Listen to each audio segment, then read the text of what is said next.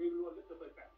dafa am ñoo xam ne tam dañ leen di jàpp ba jour jugement ñu ne la yoon toppeewul la dara loolu man bu ma sañoon état Sénégal bii ak beneen buy war mën a ñëw soo jàppee ne 2 mois sax te deful dara nga ne deful dara war nga ko dédommagé ndax su ñëwee su génnee ci dëkk bi am na nuñ koy xoolaatee ci société bi kii dafa def kii sàcc la kii jaaykatu yàmbaare kii agresseur la te or ba xëy na sax du loolu dogal la ak war a dugg kii rek yàlla tuddoon na ko avant ngay ñëw ni kii ala kulli yàlla day dugg prison léegi yow soo génnee prison rek dañ lay xoolaatee dinañ bëgg yooyu yëpp tam war nañ ci taxaw seetlu.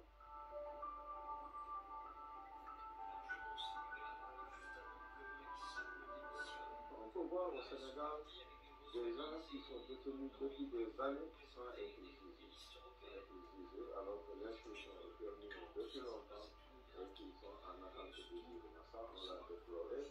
Mais durant ces 3 années, effectivement, cela a été motivé pour des raisons politiques. Et les gens viennent opérer ici des détentions préventives. Les gens qui n'ont rien fait, on vient les arrêter pour dire, voilà, il y a des risques de troubles à l'ordre public. Ce n'est pas parce que le président de la République est membre du Conseil supérieur de la magistrature que les magistrats ne sont pas indépendants sur du siège. Au Sénégal, les magistrats du siège ont une indépendance fonctionnelle. C'est incontestable. Maintenant, l'indépendance, elle ne se proclame pas, elle s'assume. L'indépendance, au-delà des questions de texte, est une question de vertu et de valeur personnelle. Il appartient aux magistrats du siège de prendre des responsabilités. Au-delà des articles, il y a aussi la pratique. Je pense qu'il y a un certain nombre de pratiques qui existent dans le secteur de la justice aujourd'hui qui sont fortement décriées. Ce sont les retours de parquet qui, jusqu'à plus en plus informés, ne bénéficient pas de base légale. En termes de disposition, aujourd'hui, par exemple, la composition du Conseil constitutionnel est une des problématiques. Malgré les failles reconnues dans l'ensemble des instruments mis en œuvre, certains s'acquittent de leur travail avec rigueur et sans parti. Judiciaire. 2 magistrats du siège ont pris leur responsabilité dans cette obtention. À Ziguinchor, on a d'instance prendre ses responsabilités et rendre une décision malgré toute la pression. C'est pour dire que les magistrats ont les moyens textuels pour prendre, pour être indépendants. Le problème, c'est de suivre un magistrat du tribunal d'instance de Ziguinchor dans une période de haute tension politique. Une politico-judiciaire a pris ses responsabilités. Au tribunal d'instance de Dakar, un magistrat également, dans une période de haute tension, toujours c'est la même période, a pris ses responsabilités, a rendu une décision librement. Donc les magistrats du siège sont libres. Le parquet qui dépend hiérarchiquement de la chancellerie, du pouvoir politique, qui pose problème fondamental. Parce que le parquet sénégalais a énormément exorbitant. Il faut revoir, il faut rééquilibrer les pouvoirs du parquet pour qu'il soit conforme à l'État. Aucune administration de la justice qui répond aux exigences des sociétés modernes et reflétant le niveau de démocratie du Sénégal, les réformes de l'ensemble de l'institution judiciaire sont indispensables et urgentes, comme le souhaite le président de la République. Elles doivent viser à apporter des solutions à ce que nombre d'acteurs identifient comme étant des failles et qui minent le bon fonctionnement du pouvoir judiciaire. Dans cette dynamique, de nombreux cadres d'études ont été mis en œuvre pour réfléchir sur des axes par divers organismes, surtout de la société civile. De multiples pistes sont énoncées allant de l'indépendance statutaire des juges à la suppression de ce que beaucoup appellent l'injusticiabilité du pouvoir politique, en passant par l'inamovibilité des juges, l'indépendance financière du pouvoir judiciaire ou encore le changement du nom du Conseil supérieur de la magistrature. L'hyperprésidentialisme, c'est ce qui permet au président d'avoir une mainmise sur la justice et sur l'Assemblée. C'est là où il y a des dérives. Donc, c'est des trucs qu'il faut mettre ensemble.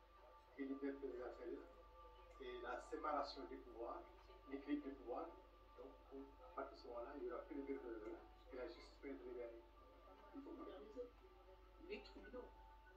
Il y a un programme qui a été entamé, mais il faut qu'on aille plus loin. Il faut nécessiter loin.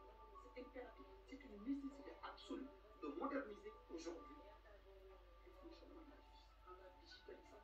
Cela nécessite des moyens. Ensuite, réformer les textes, comme tu l'as indiqué tout à l'heure. Il y a des textes qui ne sont plus conformes en état de droit moderne, des textes complètement dépassés, vieux, qui relèvent conception même coloniale de la liberté. N'oublions pas que notre texte de loi pénale date de 1965, immédiatement après les indépendances. Donc, notre code pénal et notre code de procédure pénale est un vestige du droit colonial. Donc, il faudrait que ce texte soit revu de fond en comble pour nous permettre d'avoir un texte de droit pénal, un texte de procédure pénale conforme aux standards internationaux. Il faut parler maintenant de la modernisation de la justice. Nous sommes à l'heure de la numérisation, nous sommes à l'heure de la dématérialisation. Donc, il est temps que aussi que les autorités aillent dans le sens de dématérialiser les procédures. Pour rendre la justice beaucoup plus performante, il faut aller dans deux sens. Le premier, c'est l'indépendance de la justice. Vous savez qu'on a une justice héritée des colons, une justice qui a un héritage colonial, répressive. Le code pénal de 1965, je pense. Donc ça, il faut réformer le code.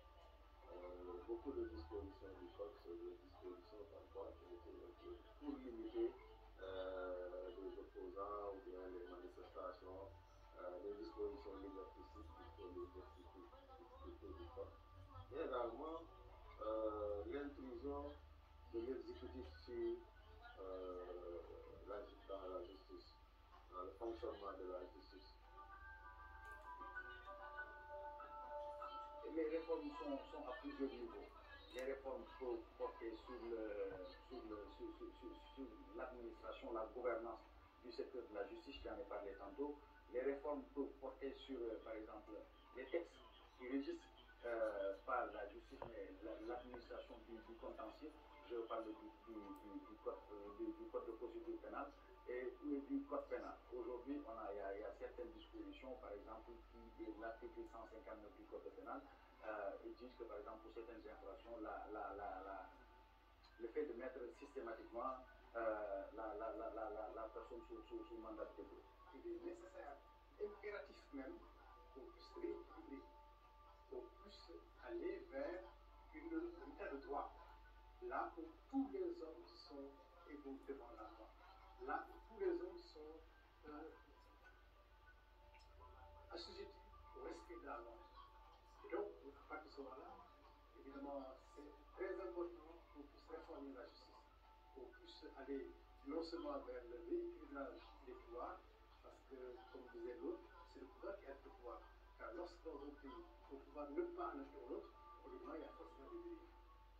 D'autre part, il faut qu'il y ait entre les citoyens une justice à la fois distributive, une justice qui permette évidemment l'équité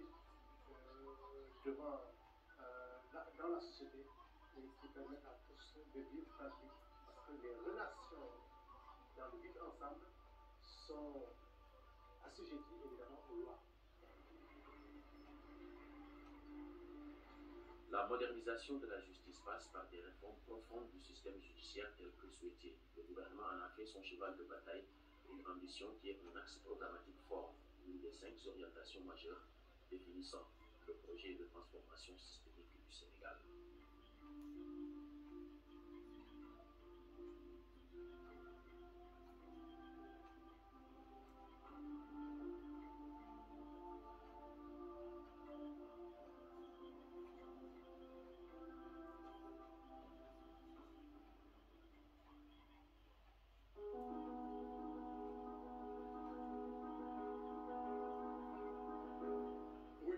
Indépendante, son Excellence Bassirou Diomaye Faye, président de la République, lance le dialogue sur le secteur le mardi 28 mai au CICAD.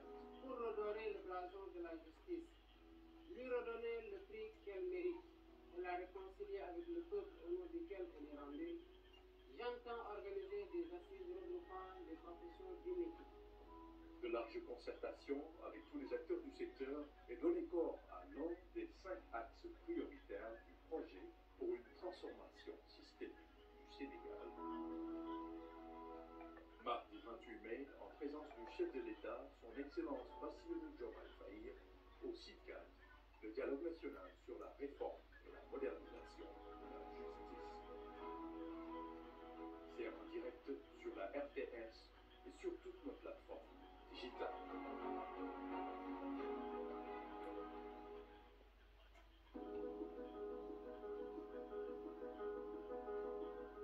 Pour ce qui concerne l'édition de 2024 du dialogue national, axée sur la réforme et la